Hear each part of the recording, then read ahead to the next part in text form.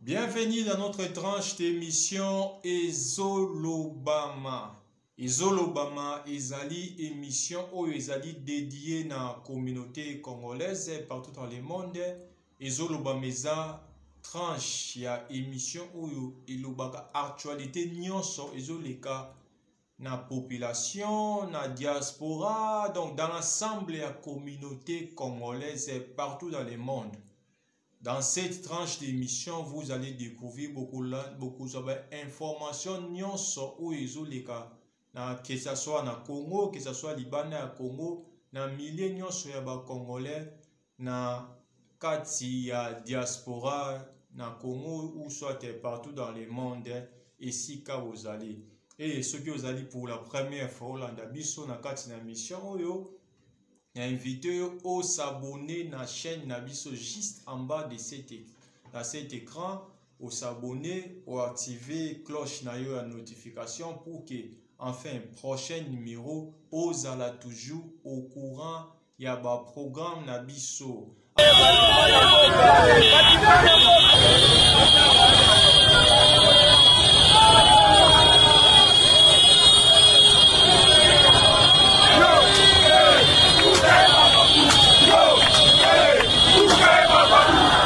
Photos à la bombe pour nous soutenir la soda na biso.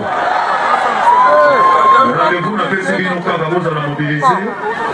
Na ye pour le modelo koyo. Na tourner en haut, na tourner au lisusu. Ndenge za kaka. Toyete ko la moko na bola ko za la pratique. Donc cette moto na bino nyonso. Merci. Oyemi. Oyo sa na Congo, de la capitale.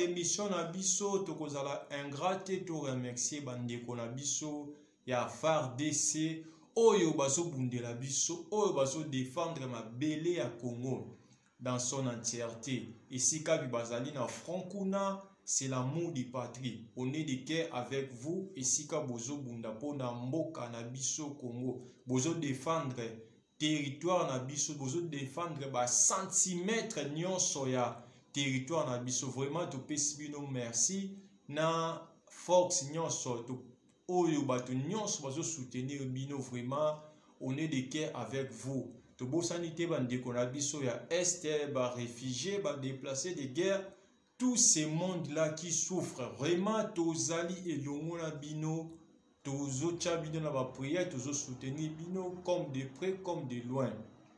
Bitumba na bino ça bitumba na biso, ça bitumba na biso nyonso.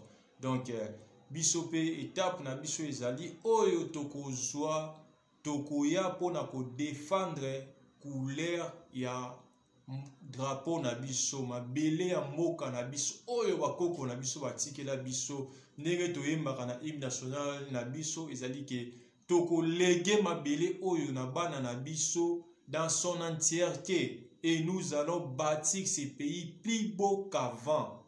Banguna na biso nyonso o bazo bundisa mboka wana kala mingi te bozo suka sor na bino bogoyoka eloko FARDC akosala bino to adapter oyo slogan de kona biso lobby apesi ba FARDC oye toye. Donc tozana bino longo vraiment ba courage ba force ebele. Nzamba batela bino, nzamba pesa bino makasi bo betela biso monguna oyo ezali kobatama na sima ya ba M23 monguna rwandais.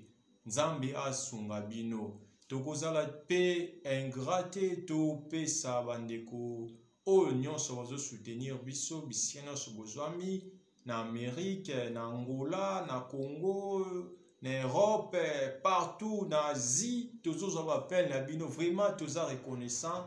Topesi bino merci vraiment ndenge bozo soutenir bino, bozo soutenir biso pardon, ba puis na bino zokoma nzambe azongisela bino makasi ezoloba meze mission na yo ezoloba meze mission na ngai ezoloba meze mission na biso nyonso nde kaka ezoloba partout nde kaka biso mpe totalisaka bino to continue lisusu kolanda image oyo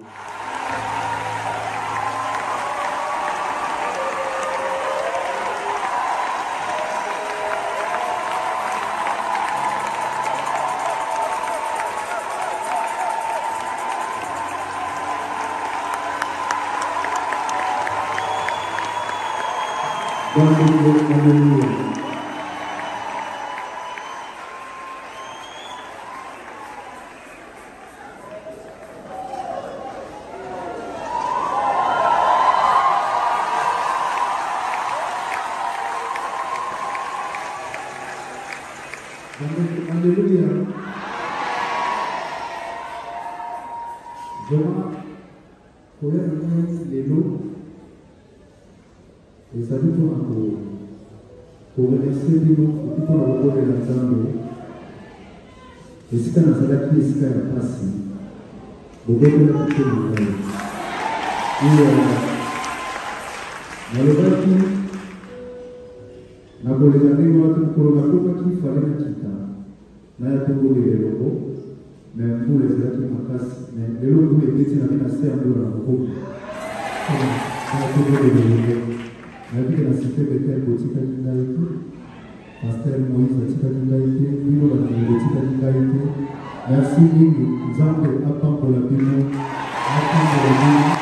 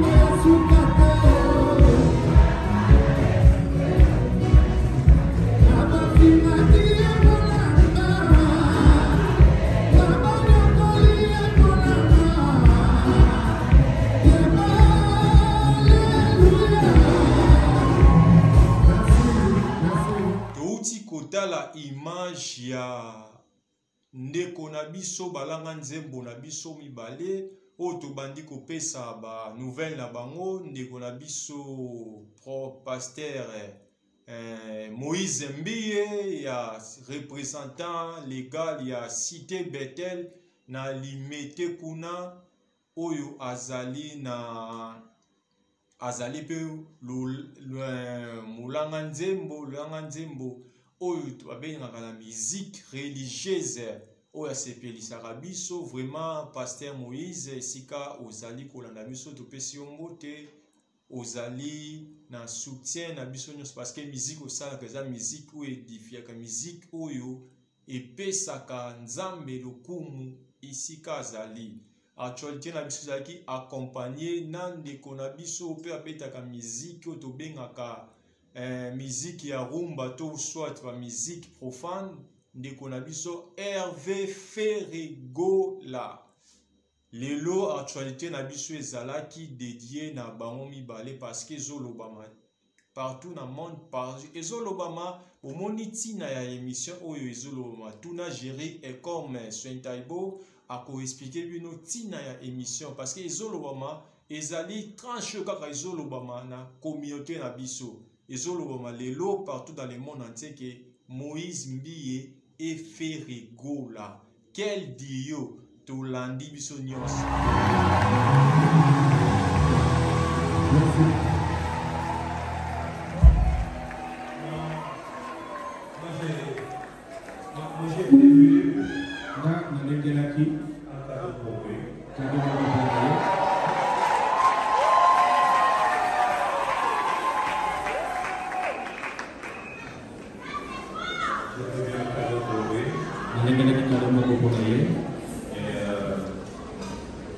Ce cadeau j'offre à notre frère, cadeau pour le maison que c'est pas de la mission morale. c'est au nom de toute l'Église. Ils ont accompagné avec les amis. Je vais essayer de l'ouvrir. Non, mais là, pour faire le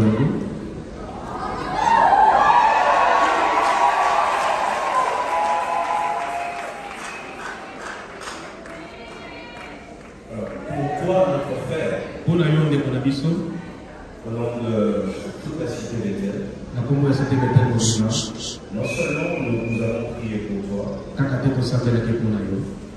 mais pour nous, Conabiso, toute personne qui nous visite dans la cité d'Éden Motonio sur la cité de thème, est en alliance avec nous. à travers la mission. Tu es un très bon leader d'opinion. Pour ça, on a il y a particulier. Et nous savons que plus tu continueras à reconnaître le Seigneur Jésus-Christ comme ton Dieu, plusieurs aussi vont croire à cela. Ce cadeau, c'est pour te dire, reste attaché à Jésus. Continue à croire à lui. Et lui seul sait ce qu'il fera dans ta vie. Il sait où nous finirons tous. Il y en a qui ont commencé pasteur et qui ont fini catcheur. Il y en a aussi qui ont commencé catcheur et qui ont fini pasteur.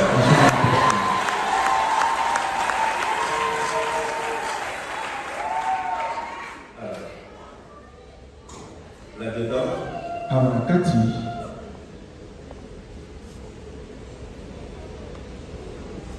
il y a une Bible.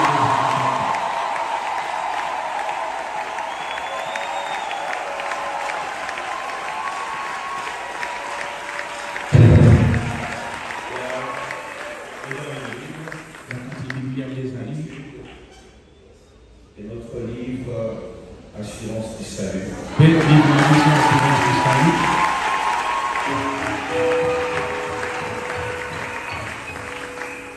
nous croyons que c'est des ouvrages pourront t'accompagner. Notre souhait est que ce qui t'est arrivé n'arrive plus maintenant. Que tu sois en paix. Et que chaque fois que tu as 2 minutes de liberté, que tu puisses lire et évoluer avec ton Dieu. Est-ce qu'on peut se lever faire la prière?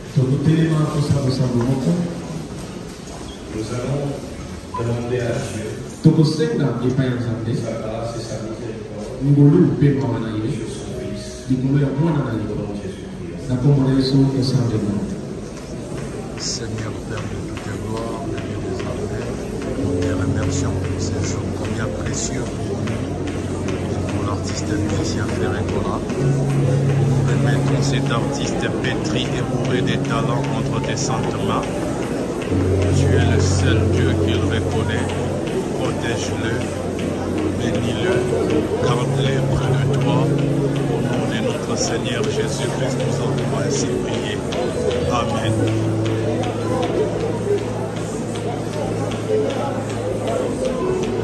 Éternel, nous voulons te dire merci d'avoir arrêté cette souffrance dans la vie de notre frère. Et nous venons te recommander le reste de sa vie. Père éternel, tu as tracé pour chacun de nous un chemin. Et parfois ça dépasse notre entendement. Ma prière, c'est ce jeudi. Et qu'il fasse ce que tu as prévu qu'il fasse. Sois son Dieu. Enseigne-le. Car tous le connaissons en partie. Que ce livre de la loi que nous offrons aujourd'hui ne s'éloigne point de ça. Place dans son cœur la soif, l'amour pour ta parole, et garde-le près de toi. Je demande la paix dans sa famille. dans sa famille. Ce qu'il n'a pas su faire, toi Dieu, éternel, Jésus-Christ, fais-le dans sa famille. Fais-le dans sa famille. Fais-le dans sa famille. Que toute la gloire revienne à toi. En ton sang, Jésus, nous lui offrons ce présent. Et nous avons ainsi prié. Pour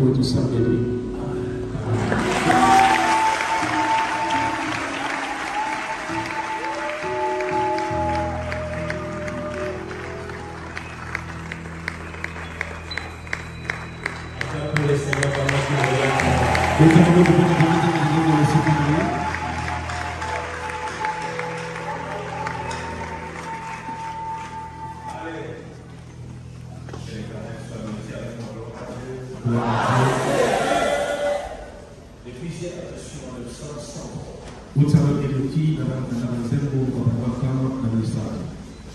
nous sommes en train de méditer depuis plusieurs années dans le psaume 103. Et regarde ce que la Bible dit.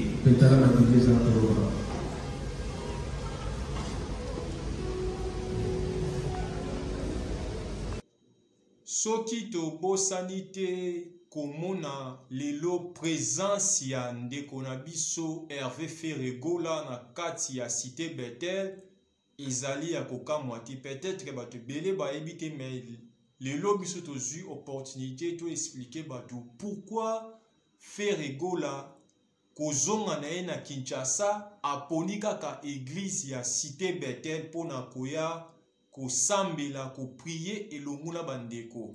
Vraiment ebele bayebi te raison nini oyo aye kosambela lelo na bandeko na biso ata Igor de Breche ayebi pe raison nini te o Ferregola aye kosambela na cité Bethel.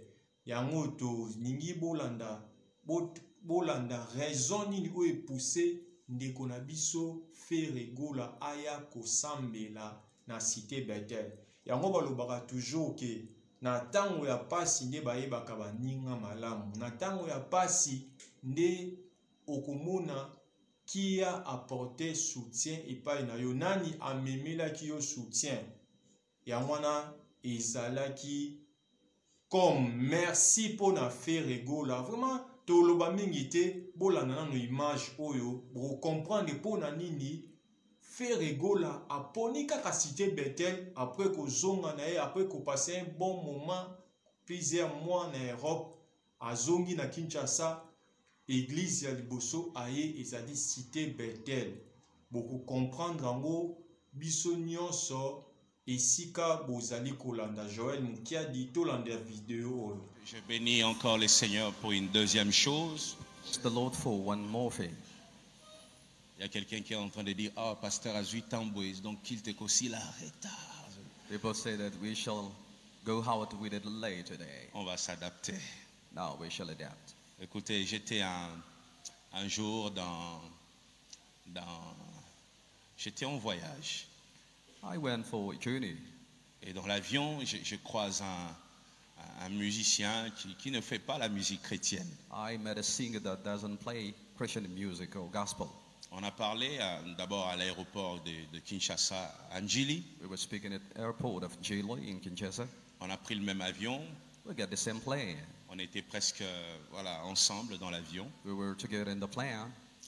Et arrivé en France, yeah, when we reached in France, il s'est fait qu'on a encore pris le même métro. We were on the same train. À l'aéroport. At the airport. On s'est mis à parler. We were speaking. Il était très timide quand il m'a vu. He was so shy when he met me. J'imaginais qu'il se demandait, est-ce qu'il va me rejeter? Est-ce qu'il va me regarder comme Satan? Maybe you could say that I could reject him. J'imagine qu'il s'est posé ces questions. J'étais avec Kenneth qui est là. Il est là. Kenneth, on était ensemble. We were together. Alors finalement, j'ai commencé à l'embêter avec mes questions. I was teasing him questions. On a commencé à parler. We were speaking. Et plus on parlait, talking and talking, à un moment, il se dévoile. Sometimes He said things. Il me dit, pasteur, He said, Pastor, en tout cas, sois béni, hein. God bless you, Pastor. Moi aussi, je dis Amen. I said, Amen.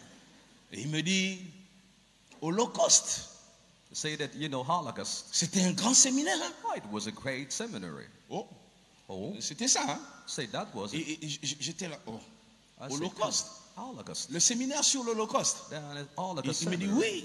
You say, Je yes. dis, ah, tu me suis souvent. Say that, Il dit, you used to watch oh, pasteur, je te it. suis. Say, Pastor, I used to Je te watch. suis. Il dit, mais j'ai pas suivi à la maison, hein. He said that I didn't watch home, please. Je dis, oh, I say, come on. tu étais... Where were you? Il m'a dit, oui, j'étais là. I said, but I came J'ai in dit, your tu church. étais où parce que nous, on t'a pas vu. Where were you? Because we didn't see you in the church. Il me dit, j'étais à Cohydro. I say that I was watching and listening at Corridor Il m'a dit, gas parmi station. les voitures que tu vois là, Pastor, most of cars that you see at the gas station, dehors là, outside, j'étais là. I was in the car. Je venais chaque jour I was coming every day. et je suivais le séminaire. Then I was listening to Je your lui ai dit, teachings. pourquoi tu n'es pas entré? I said, why didn't you get Il inside? me dit, bon, je voulais pas déranger, tu vois, les gens, peut-être, quand ils vont me voir. Je dis, I could non. not disturb maybe when J'ai people dit, la see me in cité the church. Bethel, c'est pas comme ça. I said La that cité Cité Bethel, Bethel, c'est it pas une doesn't église happen that d'hypocrites, way. la cité They are not Bethel. hypocrite at Cité Oh Bethel. non, bon, je voulais pas embêter les Say gens. that, no, I didn't Mais want to il a disturb. commencé à me parler de mes prédications de chaque soir pendant l'Holocauste. Then imagine, he was telling me every teaching that I taught during Le Holocaust. premier jour, tu avais dit ça. The first day you Il told me dit, that. je viens souvent à un immeuble juste à côté. But I know. Vous come avez to the house prière that is le closer. mercredi. Then you have prayers on Le jeudi Wednesday, soir. Thursday too. Bref, il me donnait le programme de Imagine l'église. that he was giving me the program of church. Je viens souvent. I most of time come there. Et vous savez, c'était qui? Do you know who was Ferregola. it? It was Ferregola.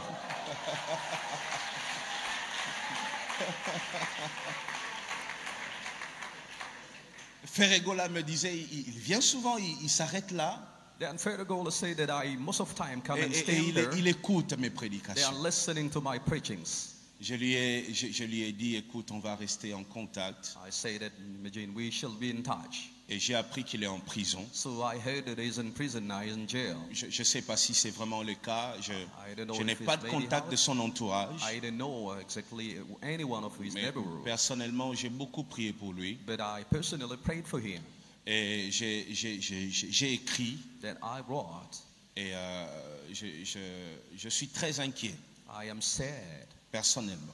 I am sad personally. Ça fera 3 jours que je suis inquiet dans mon cœur. 3 days that I am sad for that. Il ne fait pas la même musique que nous, He doesn't play the same music that I play, mais c'est un Congolais, but he is Congolese.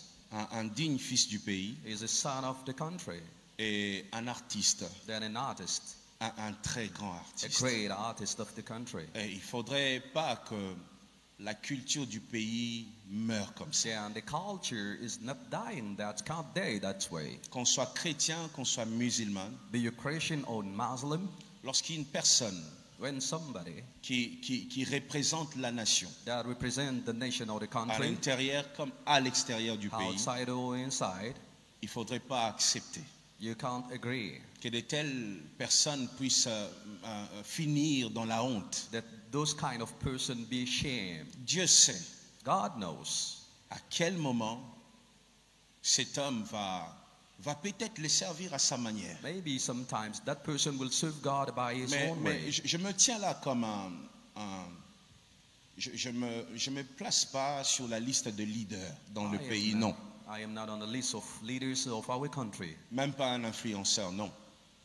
I can't influence that. Je me tiens là comme un Congolais I am standing like, as Congolese. pour dire à tout le monde, ceux qui font la musique chrétienne, ceux qui Just font telling pas la those musique who are chrétienne, in gospel and that's que playing that kind of music. ce moment où cet artiste traverse une période difficile, Then for this time, as he's facing hard times of his life, que ce soit pas un moment où on insulte. this is not time for you to insult him. Tu n'as peut-être jamais fait la prison. Maybe you never went to jail.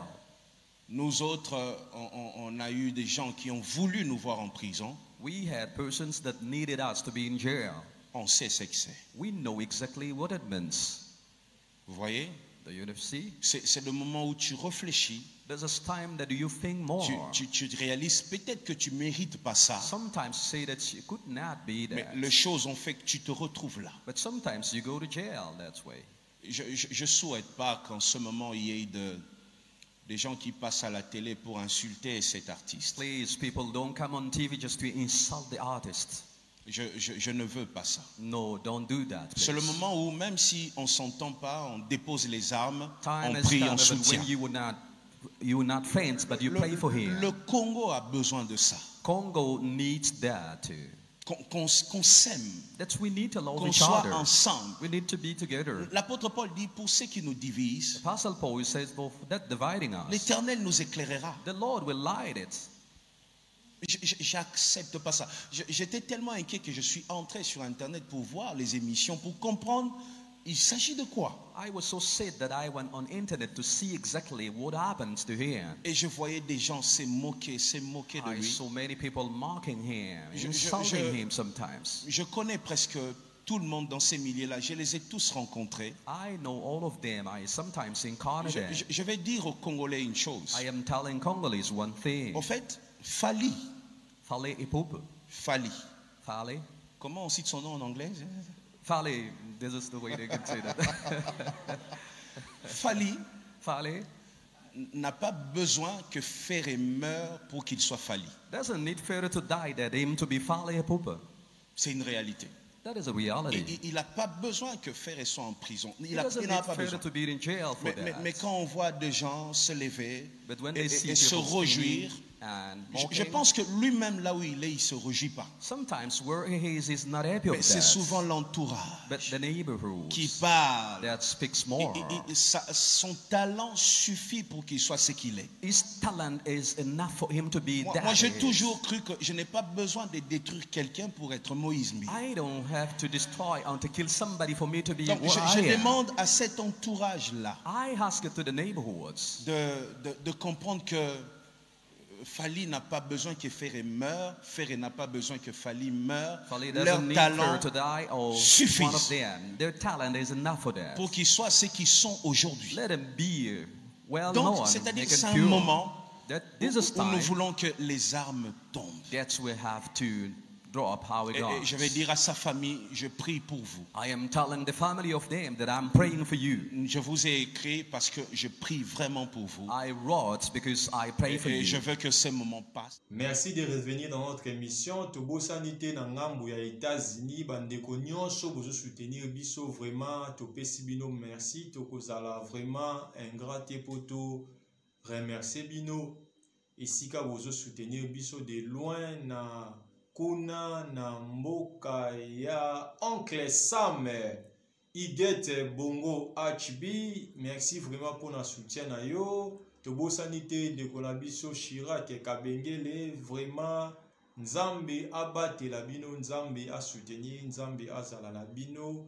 Bouti kotala image oyo ezalaki na moment ou pendant de Konabiso Ferregola azalaki na situation moko ezalaki vraiment difficile. Azalaki na prison ezali sika malamu te. Nazasi bato basalata garde à vie une fois ou deux fois ba témoigner que prison eza eloko ya ba aventure te ezelo basakana na ngote. Na moment oyo ndeko Ferregola azalaki na prison, bolandi prédication c'était un dimanche, pasteur Moïse Mbiye asalaki témoignage moko pona Ferregola et na kati na témoignage na ye apportaki ye ba soutien na prière de loin yango nde tomona yango nde ntango ndeko na biso mpe Ferregola abimi na kati na prison azongi na Kinshasa yango bomoni résultat nango akeli kosambela na ndeko na biso epai ya bandeko na biso ya cité Bethel. Donc makambo nyonso tosalaka malamu ezongelaka biso. Lelo cité Bethel esolobama na minoko ya bato. Lelo kombo ya Moïse Mbi elobamaka déjà mais ezolobama encore pour un événement où ezali ya Dio rencontre na bango ya ba grand chanteur balanga nzembo ya mboka na biso. Ya bolamu epolaka te, bolamu epolaka te. Ndenge basali na nzambe bateyaka biso, ndenge pe mosali na nzambe. A mon pasteur Didier Koulou, vraiment papa bambote ebele sikozwami église pépinière na Matete. Ya des prophète Georges Kiwewa, vraiment merci beaucoup. Ndenge pe Berger Junior, ya Dadi Tete la, ma bandiographie, merci pour la conseil na yo. Merci na mon frère Guilain Akata, merci na va soutien na bino ba port bozo apporter. Vraiment ezo sala biso malamu mingi, vraiment kuna na mboka ya mikili to bosanité Igor de Brecht, merci vraiment, tous reconnaissant. Sans oublier mon frère Big Up à toi, Christian Wanga, Isika Ozali, et Bigande Tubeta Bakati, vraiment. Et aussi Magaka, le Lenge Tomesana Koloba, vraiment. Sans tarder, tu kota là, vraiment, de te continuer, tu as sibino que Ndeko Ferre a émerveillé qui. Fidèle ya église cité Bethel kuna na limete ndeko basepelaki komona Ferre Gola na koyemba nzembo na version ya koyemba banzembo ya nzambe.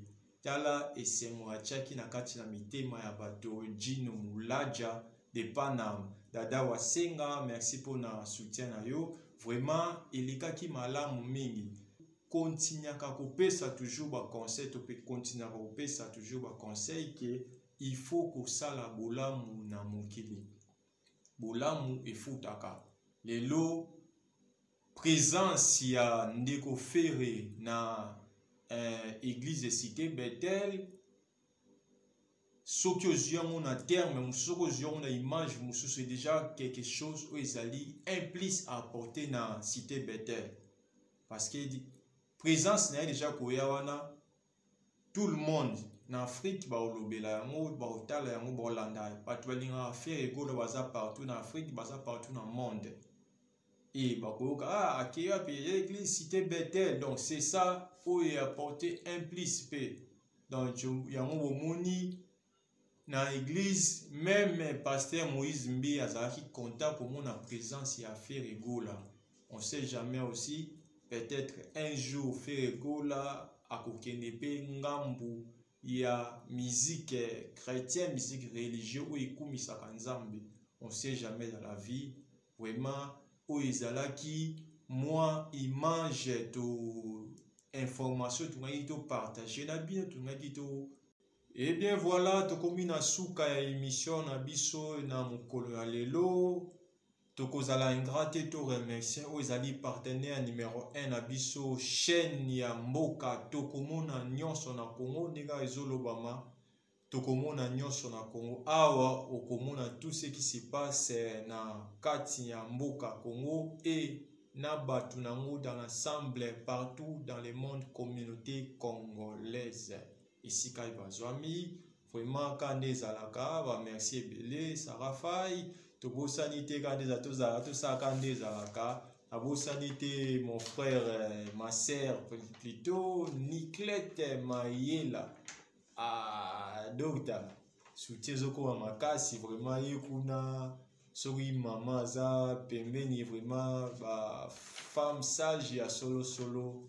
Bazora soin azali to bosanité lisusu mon frère Brice Sikozolanda biso, notre frère de Blaison Blaise, grand artiste to bosanité mon frère Jean-Pierre Bongolo pour le soutien, merci. Merci encore à mon frère, à ma sœur maman pasteur Rachel Mambote, merci Sikozolanda biso to zala vraiment ingrate pour te remercier Mutoyo Oyo azo soutenir émission Oyo Ezolobama Jerry et comme soin Taïbo Papa Swag Soldat Makasi. Vraiment merci big up à toi mon frère, on est des cœurs, on est ensemble. Vraiment émission. Merci à toi mon frère. Je suis Moulombo et merci vraiment pour notre soutien. C'est un frère qui me soutient vraiment à la prière.